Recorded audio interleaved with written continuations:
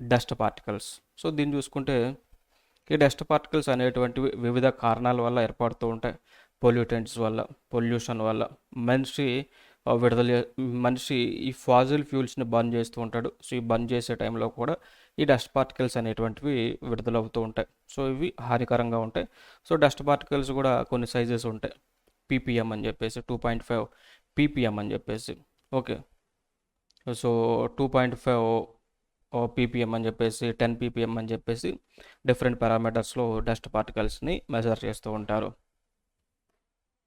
Next structure of atmosphere చూసుకుంటే ఈ structure of అట్మాస్ఫియర్లో మేజర్గా 2 క్లాసిఫికేషన్స్ ఉన్నాయి. ఈ స్ట్రక్చర్ ఆఫ్ అట్మాస్ఫియర్ని కెమికల్ కాంపోజిషన్లో 2 విభాగాలుగా విభజించారు. ఒకటి హోమోస్ఫియర్ అని చెప్పేసి, రెండవది హెట్రోస్ఫియర్ అని. ఓకే, మరలా ఈ హోమోస్ఫియర్ని 2 విభాగాలుగా విభజించారు. ఈ హోమోస్ఫియర్లోనే సమ్ క్లాసిఫికేషన్స్ చేశారనమాట. ఏమేమి? ట్రోపోస్ఫియరు, స్ట్రాటోస్ఫియరు, మీజోస్ఫియర్. ఓకే, నెక్స్ట్ హెట్రోస్ఫియర్ తీసుకుంటే దీనిలో 2 రకాలు ఉన్నాయి. అయనోస్ఫియర్ ఉంది, ఎగ్జోస్ఫియర్ ఉంది. సో ఈచ్ లేయర్ గురించి మనం మాట్లాడుకుందాం. We will discuss about each and every layer. అనమాట. సో చూద్దాం. ఇక్కడ ట్రోపోస్ఫియర్ అనేటువంటిది మనుషులకి దగ్గరలో ఉంటుంది. సో చూసారు కదా, ఇక్కడ ఈ ట్రోపోస్ఫియర్ అనేటువంటిది మనుషులకి దగ్గరగా ఉంటుంది. సో కొన్ని ప్రాంతాలలో ట్రోపోస్ఫియర్ అనేటువంటిది 10 కిలోమీటర్స్ హైట్ వరకే ఉంటుంది. సో ఇది 10 కిలోమీటర్స్ వరకు హైట్ ఉంటుంది. కొన్ని ప్రాంతాల్లో, కొండల ప్రాంతాల్లో ట్రోపోస్ఫియర్ అనేటువంటిది 18 కిలోమీటర్స్ వరకు కూడా ఉంటుంది అన్నమాట. ఓకే, సో 18 కిలోమీటర్స్ వరకు కూడా ఈ ట్రోపోస్ఫియర్ అనేటువంటిది ఉంటుంది. సో ఇది దాని పైకి పోతే స్ట్రాటోస్ఫియర్ కనిపిస్తుంది. ఓకే, సో ఇదే స్ట్రాటోస్ఫియర్లో మనకి విమానాలు అనేటువంటివి వెళ్తూ ఉంటాయి అన్నమాట. సో ఎందుకు స్ట్రాటోస్ఫియర్లో విమానాలు వెళ్తూ ఉంటాయంటే ఇక్కడ డిస్టర్బెన్స్ అనేటువంటిది తక్కువ ఉంటుంది, ఎయిర్ డెన్సిటీ తక్కువ ఉంటుంది. సో కామ్గా ఉంటుంది అనమాట. ఇక్కడ అంతా క్లైమేట్ అంతా కూడా, అంటే లైక్ ఈ లేయర్లో విండ్ అంతా కూడా చాలా కామ్గా ఉంటుంది. సో ఈ ఏరోప్లైన్స్, జెట్స్ ఇవన్నీ కూడా మూవ్ అవ్వడానికి ఈజీగా, ఫ్రీగా ఉండేటువంటి స్పేస్ అనమాట ఈ స్ట్రాటోస్ఫియర్. ఇంకా పైకి పోతే మీజోస్ఫియర్ వస్తుంది. ఓకే, ఇంకా పైకి పోతే మీజోస్ఫియర్ వస్తుంది. సో అప్ టు ఇక్కడ ఈ 3 కూడా మీజోస్ఫియర్, స్ట్రాటోస్ఫియర్, ట్రోపోస్ఫియర్, ఈ 3 కూడా మనం ఏమన్నాము? హోమోస్ఫియర్గా పిలిచాం. మరి థర్మోస్ఫియర్ కావచ్చు, దీని హెట్రోస్ఫియర్ కావచ్చు, వీటిలో ఉండేటువంటివి ఐనోస్ఫియర్, ఎగ్జోస్ఫియర్ అనమాట. మరి ఈ ఐనోస్ఫియర్లో ఏమవుతుందంటే, ఈ ఐనోస్ఫియర్లో ఏం జరుగుతుందంటే ఎటువంటి రేడియేషన్స్ వచ్చినా కానీ రిఫ్లెక్ట్ అయ్యింది అనమాట. సో రేడియో వేవ్స్ కావచ్చు, ఏ వేవ్స్ కానీ ఈ ఐనోస్ఫియర్లో రిఫ్లెక్ట్ అవుతూ ఉంటాయి అన్నమాట. ఐనోస్ఫియర్ దాటి మనకి ఇక్కడ ఎందుకు అంటే ఇక్కడ ఐనోస్ఫియర్లో ఉండేటువంటి అయాన్స్ అన్నీ కూడా, పార్టికల్స్ అన్నీ కూడా అయాన్స్గా విడిపోతాయి. సో పాజిటివ్ అయాన్స్ అని చెప్పేసి, నెగిటివ్ అయాన్స్ అని చెప్పేసి విడిపోవడం జరుగుతూ ఉంటుంది. సో ఐనోస్ఫియర్ దగ్గరకు వచ్చినటువంటి కూడా పాజిటివ్ అయాన్స్, నెగిటివ్ అయాన్స్గా విడిపోతూ ఉంటుంది.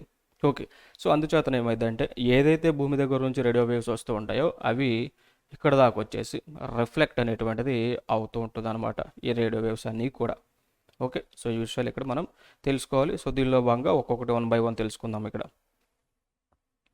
ఈ ట్రోపోస్ఫియర్ యావరేజ్ హైట్ వచ్చేసి 16 కిలోమీటర్స్ అనమాట. మరి ట్రోపోస్ఫియర్ వచ్చేసి పోల్స్ దగ్గరేమో 10 కిలోమీటర్స్ హైట్లో ఉంటుంది. ఈక్వేటర్ దగ్గరకు వచ్చేదానికి 18 కిలోమీటర్స్ ఉంటుంది అనమాట. సో ఈక్వేటర్ దగ్గర ట్రోపోస్ఫియర్ 18 కిలోమీటర్స్ హైట్లో ఉంటుంది. పోల్స్ దగ్గర ట్రోపోస్ఫియర్ హైట్ వచ్చేసి 10 కిలోమీటర్స్ అనమాట.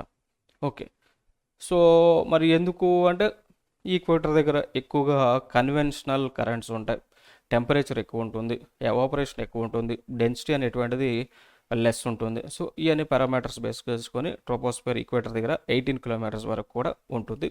సో పోల్స్ దగ్గరకు వచ్చి 10 కిలోమీటర్స్ వరకు మాత్రమే ఉంటుంది అనమాట. ఓకే, నెక్స్ట్ ఈ ట్రోపోస్ఫియర్లోనే మనము 165 మీటర్స్, నార్మల్గా 165 మీటర్స్ హైట్ వెళ్ళే కొంది 1 డిగ్రీ టెంపరేచర్ అనేటువంటిది తగ్గుతూ ఉంటుంది. దీన్ని నార్మల్ ల్యాబ్స్ రేట్గా పిలుస్తూ ఉంటాం. ఓకే, సో ట్రోపోస్ఫియర్లో ఏం జరుగుతుందంటే సర్ఫేస్ నుంచి, భూమి నుంచి హైట్ వెళ్ళే కొద్దిగా ప్రతి 165 మీటర్స్కి 1 డిగ్రీ సెల్సియస్ టెంపరేచర్ అనేటువంటిది తగ్గుకుంటూ వస్తుంది. Okay, next lowest densest and contains 75% of earth's atmosphere with 90% of water vapour and dust particles. Okay. So ఈ ట్రోపోస్ఫియర్లోనే ఈ అట్మాస్ఫియర్కి సంబంధించినటువంటి అన్ని ప్రాసెస్లు కూడా జరుగుతూ ఉంటాయి. Like like water vapour formation కావచ్చు. Okay. So water vapour formation కావచ్చు, లైక్ మాన్సూన్ ఫామ్ అవటం కావచ్చు, మాన్సూన్ ఫామ్ అవటం కావచ్చు, విండ్ సర్క్యులేషన్స్, ఇవన్నీ కూడా ఇదే అట్మాస్ఫియర్ లేయర్లో, సో ఇదే ట్రోపోస్ఫియర్లో జరుగుతూ ఉంటుందన్నమాట. నెక్స్ట్ దీనిపైన చిన్న లేయర్, సో ట్రోపోస్ఫియర్కి స్ట్రాటోస్ఫియర్కి మధ్యలో ఉండేటువంటిది ఒక లేయర్ ఉంటుంది. ఇది ఎండింగ్ పాయింట్ అనమాట. సో దాన్ని ట్రోపోపాస్గా పిలిచాం. సో ఇక్కడతో ఈ ట్రోపోస్ఫియర్ అనేటువంటిది ఎండ్ అవుతుందన్నమాట. Okay. So it is shallow transitional zone, unstable zone between troposphere and stratosphere.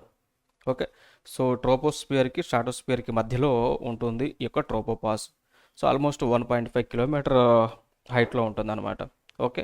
So ఇది next temperature stops falling in this layer -80 degrees Celsius over equator and -45 degrees Celsius over poles. Next stratosphere. So stratosphere అనేటువంటిది చూసాం కదా ఇమేజ్లో, up to 50 kilometres వరకు కూడా stratosphere అనేటువంటిది ఉంటుంది.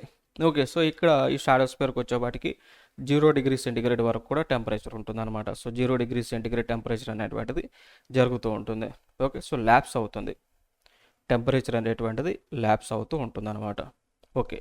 So height పెరిగే కొద్దిగా temperature పెరుగుతుంటుంది.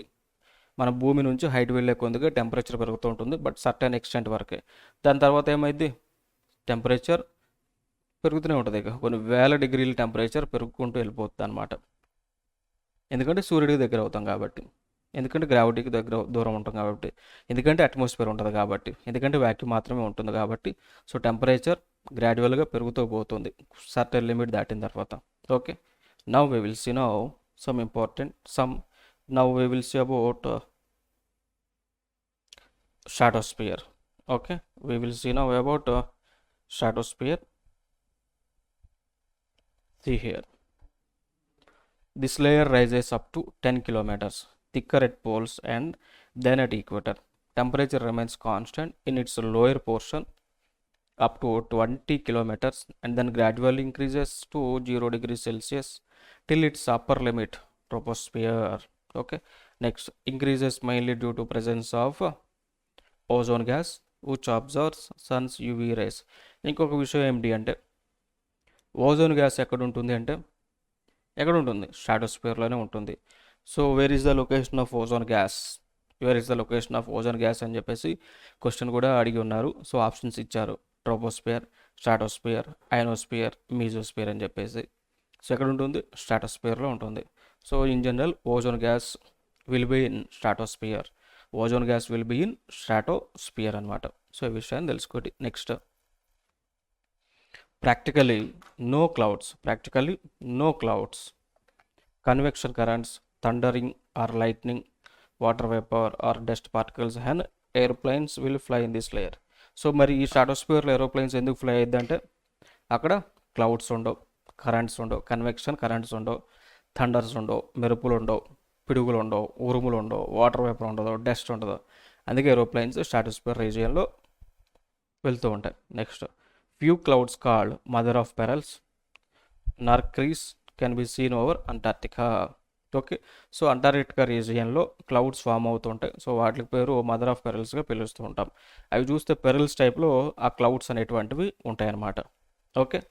Next, depletion of ozone layer. So ఇదే స్ట్రాటోస్ఫియర్లో ఓజోన్ ఉంటుంది కదా, సో ఓజోన్ లేయర్ కూడా పాడవుతుంది. So due to the release of chlorofluoro chemicals అనమాట. ఓకే. సిఎఫ్సిస్. సో సిఎఫ్సిస్ విడుదల చేయడం వల్ల ఓజోన్ లేయర్ అనేటువంటిది డిప్లీట్ అవుతూ ఉంటుంది. సో మనకి ఓజోన్ లేయర్ లేకపోతే ఏం జరిగింది అంటే, హార్మ్ఫుల్ అయినటువంటి యూవీ రేస్, అల్ట్రావైలెట్ రేస్ అనేటువంటివి అర్త్ సర్ఫేస్లోకి వచ్చేసి మనుషుల యొక్క స్కిన్ని డ్యామేజ్ చేస్తుంది. మనుషులకి క్యాన్సర్ రావడానికి వన్ ఆఫ్ ది రీజన్ అనేటువంటిది అవుతూ ఉంటుంది అనమాట. ఓకే. సో అందుకోసమే మనం ఓజోన్ లేయర్ని ప్రొటెక్ట్ చేసుకోవాలి, ఓజోన్ లేయర్కి చిల్లులు పెట్టొద్దు. సో ఓజోన్ లేయర్కి చిల్లులు పెట్టవద్దంటే మనం ఏం చేయాలి? Should reduce emission of green house gases, emission of chlorofluoro carbons. So వీటిని ఫ్రీయాన్స్గా పిలుస్తూ ఉంటాం. సో ఇవన్నీ కూడా మనం ఎమిట్ చేయవద్దు అనమాట. Okay, next mesosphere. Third layer is mesosphere, ఇక్కడ ఉన్నటువంటిది. సో ఇది 50 కిలోమీటర్స్ నుంచి 80 కిలోమీటర్స్ మధ్య ఉంటుంది. టెంపరేచర్ 0 డిగ్రీ సెల్సియస్ నుంచి -100 డిగ్రీ సెల్సియస్ వరకు కూడా టెంపరేచర్ అనేటువంటిది ఈ మీజోస్పియర్లో ఉంటుందన్నమాట. ఓకే, సో ఈ మీజోస్పియర్లో ఉంటుంది. నెక్స్ట్ ఈ మీజోస్పియర్కి అప్పుడప్పుడు మెటరాయిడ్స్ అనేటువంటివి వస్తుంటాయి అనమాట. సో మెటరాయిడ్స్ అనేటువంటివి ఈ మీజోస్పియర్ వరకు వచ్చి అక్కడ ఉన్నటువంటి సిచ్యువేషన్ బేస్ చేసుకొని కాలిపోతుంటాయి అనమాట. నెక్స్ట్ వచ్చేసి ఐనోస్పియర్, దీన్ని థర్మోస్పియర్గా కూడా పిలుస్తూ ఉంటాం. సో ఇది 250 కిలోమీటర్స్ నుంచి 400 కిలోమీటర్స్ వరకు కూడా ఉంటుందన్నమాట.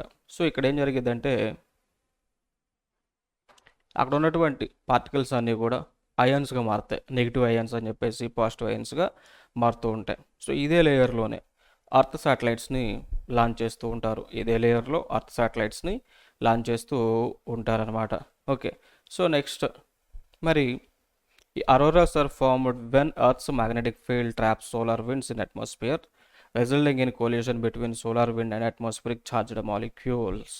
ఓకే, సో సూర్యుడి నుంచి సన్ ఫ్లేక్స్ అనేటువంటి వస్తూ ఉంటాయి. సో సూర్యుడి నుంచి సన్ ఫ్లేక్స్ అనేటువంటివి భూమిపైకి వస్తూ ఉంటాయి అన్నమాట. సో ఏమేం జరుగుతాయి?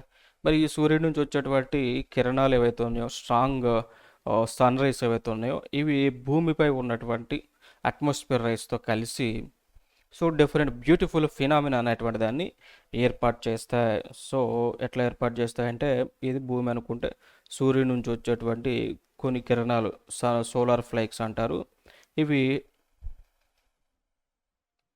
నార్త్ పోల్ మీదకి, సో భూమి ఇక్కడ ఉంటుంది కాబట్టి ఇది సూర్యుడు అనుకుంటే నార్త్ పోల్ దగ్గర మీదకి పడతాయి, సౌత్ పోల్ దగ్గర మీద కూడా పడతాయి. సో ఆల్రెడీ ఇక్కడ అట్మాస్ఫియర్ ఉంటుంది కాబట్టి ఈ భూమికి ఉన్నటువంటి అట్మాస్ఫియర్ ఈ సన్ రైజ్ వల్ల కలిసి ఒక బ్యూటిఫుల్ ఎఫెక్ట్ అనేటువంటిది ఏర్పడిద్ది.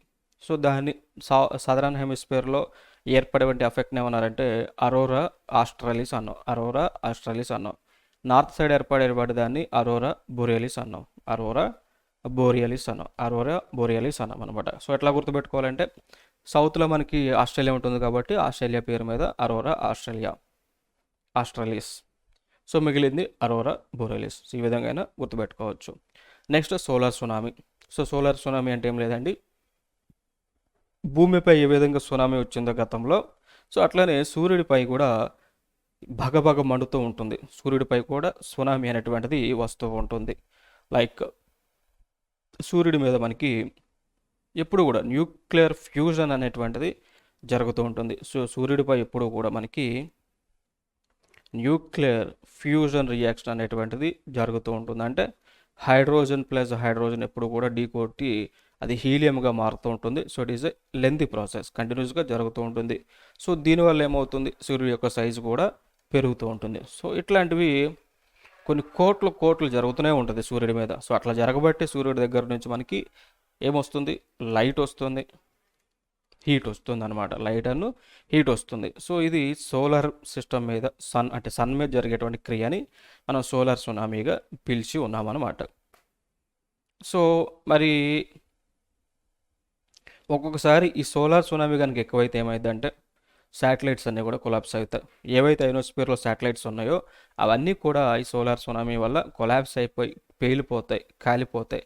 జీపీఎస్ సిస్టమ్ ఆగిపోద్ది, రేడియో సిస్టమ్ ఆగిపోద్ది, శాటిలైట్స్ ఆగిపోతాయి, టీవీలు ఆగిపోతాయి, ఫోన్లు ఆగిపోతాయి, రైల్వే సిస్టమ్ ఆగిపోద్ది, 5G ఆగిపోద్ది, అన్నీ ఆగిపోతాయి అన్నమాట. దాంతోపాటు అక్కడ హ్యూమన్ బీయింగ్స్కి ఉన్నటువంటి స్కిన్ కూడా కాలిపోయడానికి ఛాన్స్ ఉంది, క్యాన్సర్ వస్తుంది. నెక్స్ట్ ఎల్నినో కూడా వచ్చేటువంటి స్కోప్ ఉంటుంది, వార్మింగ్ ఆఫ్ ది ఓషన్స్ అయింది. ఓకే, సో ఈవెన్ ట్రాన్స్ఫార్మ్స్ పేలిపోతాయి. సో ఇవన్నీ జరుగుతాయి అన్నమాట సోలార్ సునామీ వచ్చినప్పుడు. సో ఫైనల్గా మనం ఈ వీడియోలో ఏమైనా నేర్చుకున్నాం, సోలార్ సునామీ గురించి తెలుసుకున్నాము. భూమిపై అట్మాస్ఫియర్లో ఉండేటువంటి క్లాసిఫికేషన్ ఏముంది అంటే లైక్ టాపోస్ఫియర్, స్ట్రాటోస్ఫియర్, మీజోస్ఫియర్, ఐనోస్ఫియర్, థర్మోస్ఫియర్, ఇట్లాంటివన్నీ కూడా నేర్చుకున్నాం. నెక్స్ట్ అట్మాస్ఫియర్లో ఉండేటువంటి గ్యాసెస్ యొక్క కాంపోజిషన్ కూడా నేర్చుకున్నాం. నా signing off this is Eshwar.